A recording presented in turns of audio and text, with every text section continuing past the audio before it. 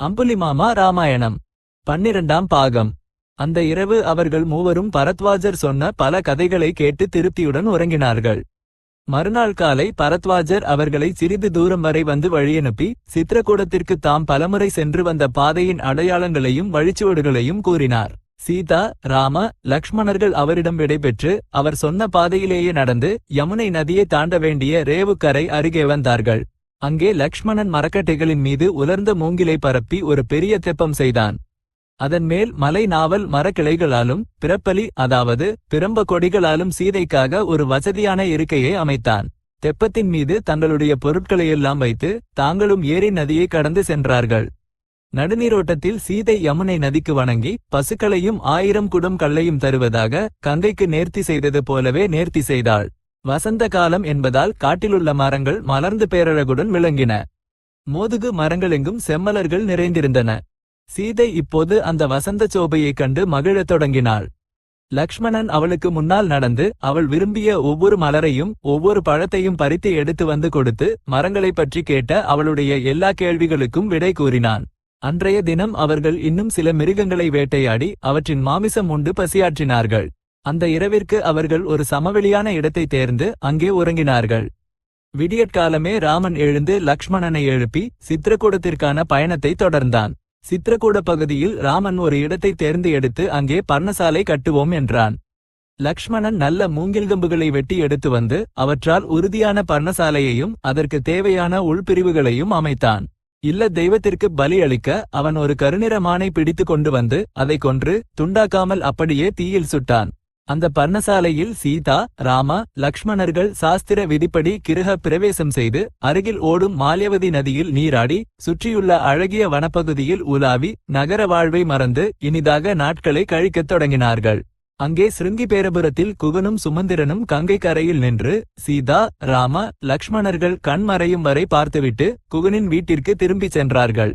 ராமன் மனம் மாறி மீண்டும் திரும்பி வருவானோ என்று 3 நாட்கள் காத்திருந்து சுமந்திரன் காலியான தேருடன் அயோத்தியாவுக்கு புறப்பட்டு ராமன் அயோத்தியாவை விட்டு சென்ற 5ஆம் நாளில் திரும்பி வந்தான்.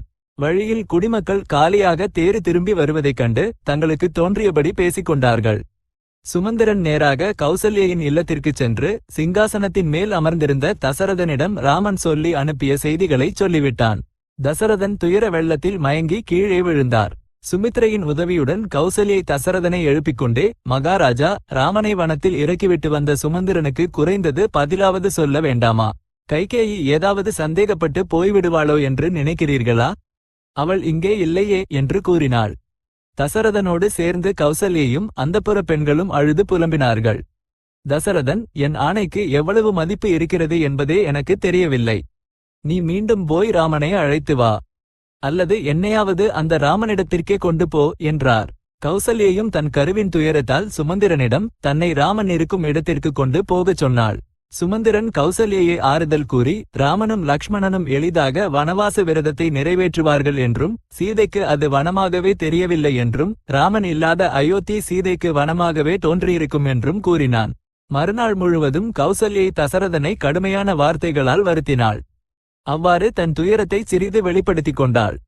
ஏற்கனவே துயரில் இருந்த தசரதன் கைகளை கூப்பி கௌசல்யை வேண்டினார். கௌசல்யை புத்திர சோகத்தோடு பச்சாதாபத்தாலும் நெஞ்சம் நொறுங்கி அழுந்தினாள். ராமன் சென்ற 6ஆம் நாள் இரவில் தன் மரணம் இன்னும் சில கணங்களில் என்று தசரதன் உணர்ந்தபோது தன் சிறுவயது நிகழ்ச்சி ஒன்று அவருக்கு நினைவுக்கு வந்தது. கௌசல்யை மனம் புரிவதற்கு முன்பே தசரதன் புத்திர சோகத்தால் மரணமடைவார் என்று ஒரு முனிவரால் சாபம் பெற்றிருந்தார். இப்போது அவர் அந்த நிகழ்ச்சியை கௌசல்யைக்கு சொன்னார். அந்நாட்களில் தசரதன் இளமையில் இருந்தார். ஒலியை வைத்து அம்பை குறிபார்த்து எய்வதில் அவருக்கு மிகுந்த திறமை இருந்தது. அந்த சப்தவேதித்துவத்தை எல்லோரும் பாராட்டினார்கள். ஆகவே இளவரசனாக இருந்த தசரதன் அடிக்கடி இரவில் சரையு நதிக்கரைக்கு சென்று அங்கே வனமிருகங்கள் நீர் குடிக்க வரும் நதிக்கரையை கண்டுபிடித்து அருகில் மறைந்து இருந்து நீரின் ஒலியை வைத்து அம்பை எய்து யானைகளையும் சிங்கங்களையும் பிற மிருகங்களையும் வேட்டையாடி கொண்டிருந்தார். இவ்வாறு இருக்கையில் ஒருமுறை மழைக்கால இரவில் தசரதன் அடர்ந்த இருளில் மிருகங்களுக்காக நதிக்கரையில் மறைந்து அமர்ந்திருந்தார்.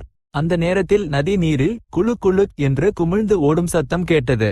அது காட்டு யானை என்று எண்ணி தசரதன் அந்த ஒலியை நோக்கி குறிவைத்து ஒரு வலிமையான அம்பை விட்டார். அடுத்த கணமே மனிதன் அலறல் கேட்டது. ஐயையோ, தவம் செய்கிற எங்களை போன்றவர்கள் மீது இந்த அம்பு விழுவதென்ன? நான் யாருக்கு தீங்கு செய்தேன்? என்னை கொன்றவனுக்கு என்ன லாபம்? நான் இறந்தால் முதியவர்களும் குருடர்களும் ஆன என் பெற்றோர் எவ்வளவு காலம் வாழ்வார்கள்? எப்படி வாழ்வார்கள் என்ற வார்த்தைகள் தசரதனின் காதில் விழுந்தன. அவர் அருகில் சென்று பார்த்தபோது தன் அம்பு பட்டதால் ஒரு முனிக்குமாரன் குளத்தின் கரையில் வலியால் துடித்துக் கொண்டிருந்தான். அவன் அருகே நீரில் மூழ்க வைத்த பாத்திரம் ஒன்று கிடந்தது. திகைத்து கை கால்கள் அசையாமல் நின்ற தசரதனிடம் அந்த முனிக்குமாரன், ஏன் செய்தாய் இந்த பாவச் செயலை? நான் இங்கே இருப்பதை என் தந்தைக்கு நீயே போய் சொல். இல்லையெனில் அவருக்கு தெரிந்து கொள்ள வழியே இல்லை. தெரிந்தாலும் அவர் வர முடியாது. தாகம் அதிகமாக இருந்ததால் நீர் எடுத்துச் செல்ல வந்தேன். உன் அம்பு என்னை தாக்கிவிட்டது. இந்த வலியை தாங்க முடியவில்லை. முதலில் இந்த அம்பை இழுத்து எடுத்துவிட்டு போ என்றான். அந்த இளைஞன் துன்பப்பட்டுக் கொண்டிருந்தான். அம்பை இழுத்தால் இறந்து விடுவானோ என்று தசரதன் முதலில் தயங்கினாலும் இறுதியில் அந்த இளைஞனின் வற்புறுத்தலினாலேயே அம்பை இழுத்தார். உடனே முனிக்குமாரன் உயிர் விட்டான். பின்னர் தசரதன் அந்த இளைஞனின் பாத்திரத்தில் நீர் எடுத்துக்கொண்டு அவன் சொன்ன வழியிலேயே அவன் பெற்றோர் இருக்கும் குடிசைக்கு சென்றார். தசரதனின் காலடி ஓசை கேட்டு தன் மகன் வந்தான் என்று எண்ணிய அந்த குடிசையில் இருந்த முதியவர், மகனே, எப்போதோ குடிநீர் எடுக்கச் சென்றாய், இவ்வளவு தாமதம் ஏன்? உள்ளே வா, விரைவாக நீர் கொடு என்றார். நான் உங்கள் மகன் அல்ல. நான் தசரதன், க்ஷத்திரியன் என்று தடுமாறி கூறி தசரதன் தாம் செய்த கொடுமையை அந்த முதிய தம்பதியரிடம் சொல்லிவிட்டார். அவர்களின் துயரத்திற்கு அளவே இல்லை. தசரதன் உதவியுடன் அவர்கள் இருவரும் தங்கள் மகனின் உடலருகே சென்று அதன் மேல் விழுந்து உரக்க அழுதார்கள். அந்த முதிய முனிவர் தசரதனிடம், எங்களுக்கிருந்த ஒரே மகனை காரணமின்றி கொன்று எங்களுக்கு தீராத புத்திர சோகத்தை உண்டாக்கியதால் நீயும் புத்திர சோகத்தாலேயே மரணமடைய வேண்டும் என்று உன்னை சபிக்கிறேன் என்றார். பின்னர் அந்த முதிய தம்பதியர் தங்கள் மகனின் சிதையிலேயே எரிந்து இறந்தார்கள். பல ஆண்டுகளுக்கு முன் நடந்த இந்த நிகழ்ச்சி இப்போது தன் ஆயுள் முடிவடையும் நிலையில் தசரதனுக்கு நினைவுக்கு வந்தது. அதை அவர் கௌசல்யைக்கு கூறினார். கௌசல்யுடன் பேசிக் கொண்டிருக்கும் போதே தசரதனின் பார்வை மங்கியது. மெல்ல மெல்ல கேட்கும் சக்தியும் போய்விட்டது. அறிவு தடுமாடத் தொடங்கியது. ராமனை அழைத்து கூவி கைகேயியை திட்டிக்கொண்டே நள்ளிரவில் அவர் உயிர் விட்டார். அது ராமன் புறப்பட்டுச் சென்ற 6ஆம் நாள் நள்ளிரவு. அந்த நேரத்தில் அந்தப்புற பெண்கள் அனைவரும் கௌசல்யையும் சுமித்ரையும் உட்பட உறங்கிக் கொண்டிருந்தார்கள். ராஜா இறந்த செய்தி மறுநாள் விடியும் வரை அந்தப்புற பெண்களுக்கு தெரியவில்லை. அந்தப்புறத்தில் அழுகுரல்கள் எழுந்த பின்பு மேலோருக்கும் நடந்தது தெரிய வந்தது. விரைவில் வசிஷ்டர் முதலானோர் வந்தார்கள். தசரதனின் இறுதி கிரியைகளைச் செய்ய அவரது மகன்களில் ஒருவர் கூட அருகில் இல்லை. ராமனும் லக்ஷ்மணனும் வனத்திற்கு சென்றார்கள். பரதனும் சத்ருக்னனும் பரதனின் மாமன் கைகேய அரசனின் வீட்டில் இருந்தார்கள்.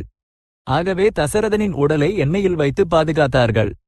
வசிஷ்டர் சித்தார்த்தன், விஜயன், ஜெயந்தன், அசோகன், நந்தனன் ஆகியோரை அழைத்து வேகமான குதிரைகளில் ஏறி கைகேய அரசன் இருக்கும் ராஜகிரகத்திற்கு செல்லுங்கள். பரதனிடம் இங்கே ஒரு முக்கிய காரியம் இருக்கிறது, நாங்கள் அழைத்தோம் என்று சொல்லுங்கள். ராமன் வனத்திற்கு சென்ற செய்தியையோ ராஜா இறந்த செய்தியையோ அவனிடம் சொல்லவே கூடாது என்று கூறி பரதனுக்காக நல்ல ஆடைகளையும் ஆபரணங்களையும் கொடுத்து அனுப்பினார். அவர்கள் பல நதிகளையும் மலைகளையும் கடந்து நீண்ட பயணம் செய்து பரதனின் மாமனாரின் நாட்டை அடைந்தார்கள்.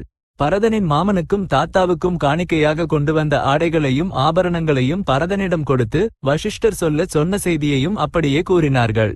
பரதன் பெரியோரின் அனுமதி பெற்று அயோத்தியாவிலிருந்து தன்னை அழைக்க வந்தவர்களுடன் பெரிய பரிவாரங்களுடன் புறப்பட்டான். மீதமுள்ள குடும்பத்தினரை மெதுவாக பின்னால் வரச் செய்து பரதனும் சத்ருக்னனும் தேரில் முன்னதாக அயோத்தியா நகரை வந்தடைந்தார்கள். அவர்கள் 7 நாட்கள் பயணம் செய்தார்கள். அயோத்தியாவிலிருந்து தூதர்கள் வந்த அந்த இரவிலேயே பரதனுக்கு ஒரு தீய கனவு வந்தது. அது வந்ததிலிருந்து அவன் மனதில் ஏதோ ஒரு கலக்கம் இருந்து கொண்டே இருந்தது. அயோத்தியாவிற்குள் நுழைந்ததும் அந்த கலக்கம் மீண்டும் எழுந்தது. ஏனெனில் நகரத்தில் வழக்கமாக இருக்கும் உற்சாகமும் உல்லாசமும் இல்லை. மக்கள் சோர்ந்து காணப்பட்டார்கள். நகரம் பாழடைந்தது போல இருந்தது. அம்புலிமாமா ராமாயணம் 12ஆம் பாகம் நிறைவு. தற்போது ஸ்வஸ்தி.